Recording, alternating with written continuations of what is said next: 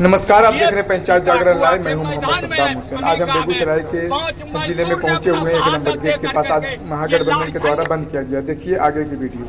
संयुक्त trade union के आह्वान पर पूरे भारत बंद करने का काम किया। ट्रेड यूनियन के सवाल को ही नहीं, पुनरीक्षण मतदाताओं का सवाल भी साथ में है। इसलिए बिहार की महागठबंधन के विपक्ष के तमाम दल जो हैं इसका समर्थन किए हैं। और आज हमारे ट्रेड यूनियन के लीडर बता रहे थे कि खाली ये ट्रेड यूनियन पर ही कुटाराघात नहीं है। आप छात्रों के राजनीति में जाइएगा, छात्रों के भविष्य को देखिएगा। वहां केंद्र की मोदी सरकार ने नई शिक्षा नीति लाके छात्रों के साथ कुटाराघात किया। आज से पहले आपने देखा होगा कि दिल्ली के तमाम बॉर्डरों को किसानों ने बंद किया। वो टिकरी बॉर्डर हो, गाजीपुर बॉर्डर हो, आम तरह की और जो बॉर्डरें हैं उसको बंद किया। केंद्र सरकार ने कृषि का काला कानून, 3 काला कानून लाया। और वो जब किसान संगठित हुआ पूरे देश का, तो सरकार को बाध्य होना पड़ा, अपने लाए हुए काले कानून को वापस करना पड़ा। इसी तरह आप देख रहे हैं कि वक्फ बोर्ड बिल का सवाल लाई है, 3 तलाक का सवाल लाई है, वोटर पुनरीक्षण का सवाल लाई है।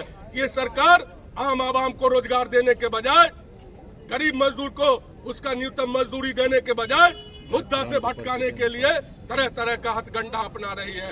अगर आप मजदूर एकत्रित रहेंगे तो जिस तरह किसान के आंदोलन को रूप लिया और किसान का आंदोलन ने उग्र रूप लेकर सरकार को 3 कृषि काला कानून को वापस करने पर मजबूर किया, घुटने के बल केंद्र सरकार को गिराया। अगर आप मजदूर भाइयों की एकता रही तो रिफाइनरी प्रबंधक क्या है, अर्ल प्रबंधक क्या है, फर्टिलाइजर प्रबंधक क्या है, बेगूसराय जिला का जिलाधिकारी क्या है, आपकी एकता और अखंडता में सबको घुटना टेकना होगा। इसलिए आपको विचार करना है कि ट्रेड यूनियन ने हमारे सवाल को लेकर आंदोलन किया है, उसमें आपकी भूमिका होनी चाहिए। इसलिए आप तमाम मजदूरों से हम आह्वान करते हैं कि आने वाला जो भी आपको परेशानी हो, हमारा नेता कहा कि हमारा तुलसीपुर में ऑफिस है, आप अपने अधिकार के सवाल को लेके, वो ठेकेदार हो, कंपनी हो, रिफाइनरी मैनेजमेंट हो, मजदूरों के साथ अगर कुटाराघात करती है, मजदूरों के अधिकार को वो हनन करती है, तो आप हमारे ऑफिस आइए, हमारे नेता से मिलिए। आपकी समस्या का समाधान करने के लिए हमारा नेता तत्पर रहेगा, अग्रसर रहेगा। सरकार को झुकाने के लिए, मैनेजमेंट को झुकाने के लिए हमें जो आंदोलन करना पड़ेगा हम आंदोलन करेंगे। मैनेजमेंट को, सरकार को बाध्य करेंगे।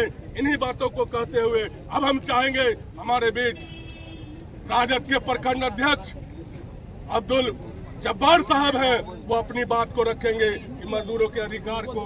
रिफाइनरी मैनेजमेंट को गेट पास कैंसिलेशन को लेकर एक लेटर दिया है, उस पर अभी तक कोई प्रतिक्रिया रिफाइनरी मैनेजमेंट की तरफ से नहीं आई। और ये सूचना हम इसलिए दे रहे हैं कि आपकी लड़ाई सिर्फ आज हम नहीं लड़ रहे हैं, हम आपकी लड़ाई लड़ते हैं यहाँ के बाद भी। और अगर रिफाइनरी मैनेजमेंट खासकर गेट कैंसिलेशन पास को लेकर हारेगी तो आने वाले दिनों में हमारा संघर्ष इसी तरह तेज होगा। यही सब कहने के लिए हम दोबारा आपके साथ खड़े हुए हैं।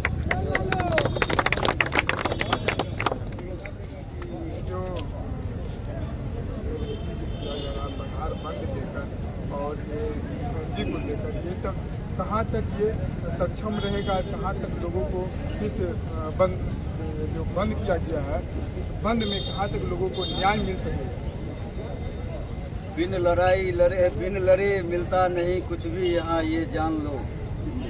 जब तक आप संघर्ष नहीं करेंगे तब तक आपको कोई अधिकार देने वाला नहीं है। बच्चा भी तभी दूध पीता है जब वो रोता है।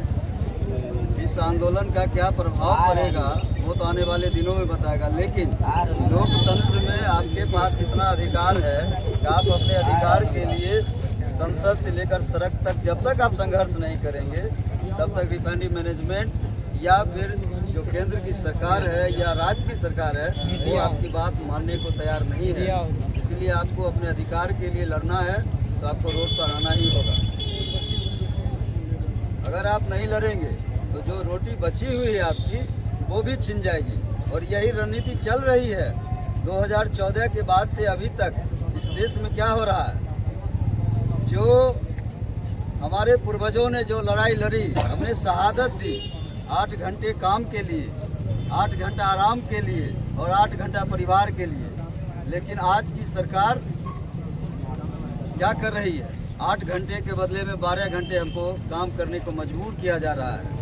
न्यूनतम मजदूरी नहीं दी जाती है। अगर हम अपने अधिकार की बात करते हैं कंपनी या ठेकेदार के साथ, तो हमको बाहर का रास्ता दिखा दिया जाता है। फिर दूसरी किसी और कंपनी में, किसी और ठेकेदार में हम काम भी नहीं कर पाते हैं, इसलिए कि हमारा गेट पास कैंसिल नहीं होता है। यह रिफाइनरी मैनेजमेंट की दादागिरी है और हम यह नहीं चलने देंगे। और जब तक रिफाइनरी मैनेजमेंट गेट पास कैंसिलेशन के सवाल पर नहीं झुकती है, तब तक हमारी लड़ाई बंद नहीं होगी। ये आज के इस 9 तारीख के धरना प्रदर्शन में हम खुले रूप में रिफाइनरी मैनेजमेंट को कहना चाहते हैं। सबसे बड़ी बात है कि मतदान को लेकर अभी जो विपक्ष के तरफ से जो ये फॉर्म आया था और इसमें कहा गया है और सूचना कहाँ तक मिला है कि कहाँ तक लगता है आपको कि मतदान में नाम कटने का आशंका जताई जा रही है विपक्ष के द्वारा? देखिए, लोग क्या सोचते हैं इसके बारे में मैं नहीं कहूँगा, लेकिन वोटर प्रोडिक्शन के समय फैक्टर को लेकर, टाइम सेटिंग को लेकर मतभेद है।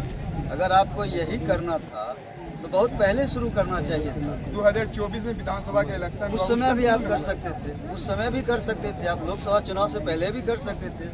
लेकिन आज 2 महीने के बाद बिहार में आचार संहिता लागू होने वाला है और आप इस तरह का ऐतिहासिक काम करने जा रहे हैं और आपने टाइम फ्रेम में बांध दिया है कि आपको 1 महीने के अंदर ही ये सारा काम कर लेना है। अब आप बताइए, 25 शुरू हुआ, 26 तक 1 महीना है समय। अब आप बताइए पत्रकार बंधु, जो परिवार रोजी रोटी के लिए बिहार से बाहर रह रहे हैं, क्या वो आ पाएंगे? अगर वो आते हैं, उनकी नौकरी चली जाती है, उनका काम चला जाएगा, इसकी भरपाई कौन करेगा? तो सरकार तो कह रही है कि जो इसका फॉर्म अगर फिलअप नहीं हो पाया सही ढंग से तो उसका नाम काट दिया जाएगा। सरकार की देखिए, अगर मैं खुले शब्द में कहूँ तो बिल्कुल एनआरसी बिहार में लागू है। मतलब ये अंदर एनआरसी का ही जिसका विरोध हम राष्ट्रीय स्तर पर कर रहे थे, उसी चीज़ का विरोध अब हमको बिहार की राजनीति में करना पड़ेगा। और बिहार सरकार ही नहीं बल्कि भारत सरकार की यह एनआरसी पॉलिसी बिहार में लागू कर दी गई है और यहाँ के जो मुख्यमंत्री हमारे माननीय नीतीश जी हैं, बिल्कुल इनको हाईजैक कर लिया गया है, मानसिक रूप से इनको दिवालिया कर दिया है। भविष्य की रणनीति इनको बनाने नहीं दी जा रही है। बीजेपी पीठ पीछे खड़ी है। बीजेपी जो चाहती है, हमारे यहाँ के मुखिया श्री नीतीश कुमार जी वही करते हैं। तो ये जितने विपक्ष की पार्टी है सब इस मुद्दे को उठाना चाहते हैं। आपको क्या लगता है, जब से वोटर प्रोटेक्शन की नीति आई है बिहार में, बीजेपी और उसके गठबंधन पार्टी को छोड़कर पूरा देश इसके विरोध में खड़ा है और यह एक राष्ट्रीय आपदा के रूप में है। इसको सिर्फ बिहार के पैमाने पर मत लीजिए। अगर बिहार में नीतीश जी या मोदी जी सफल रहे तो आप ये पूरे देश में लागू होने वाला है। इसलिए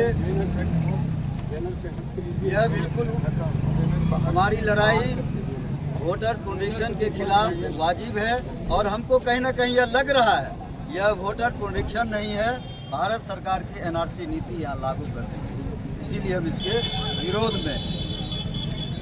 मतलब आपका कहना है फिक्स ये एनआरसी ही है, बल्कि ये वोटर लिस्ट जो फॉर्म भरा जा रहा है, फॉर्म का जो दिया गया है, ये सेम एनआरसी का ही रूप है। अगर आपने अध्ययन किया होगा तो उसमें साफ साफ दिया हुआ है। जितने दस्तावेज मांगा जा रहा है वो तो उससे लगता है कि ये एनआरसी ही है। जी बिल्कुल यही है। अब बताइए बिहार में कितने प्रतिशत अभी शिक्षा का दर है?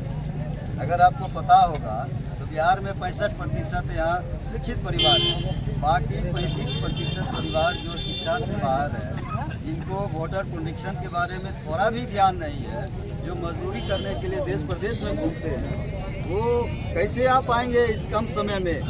आप कीजिए, हम आपके समर्थन में हैं, लेकिन आपने बिहार चुनाव से एन पहले 2 महीने के बाद यहाँ आचार संहिता लागू होने वाला है और आप वोटर प्रोडिक्शन का काम करा रहे हैं। यह संभव नहीं है। हालांकि हमारा दबाव, विपक्ष महागठबंधन का दबाव बिहार सरकार पर बना हुआ है, जिसके कारण बिहार की सरकार अभी थोड़ा पीछे हटी है और डॉक्यूमेंट्स लेने से मना कर दिया है।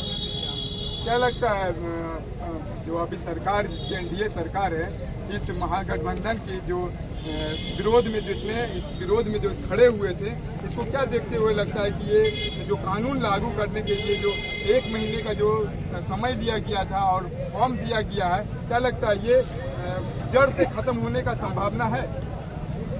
अभी आपने 2-3 दिन पहले पेपर में पढ़ा होगा, मतदाता की तो बात छोड़ दी, कहे थे कि जो मतदान कर्मी है, जिनको वोटर पंजीक्षण में लगाया गया है, उनके ऊपर इतना दबाव बनाया जा रहा है कि वो आत्महत्या कर रहे हैं, हार्ट अटैक से मर रहे हैं।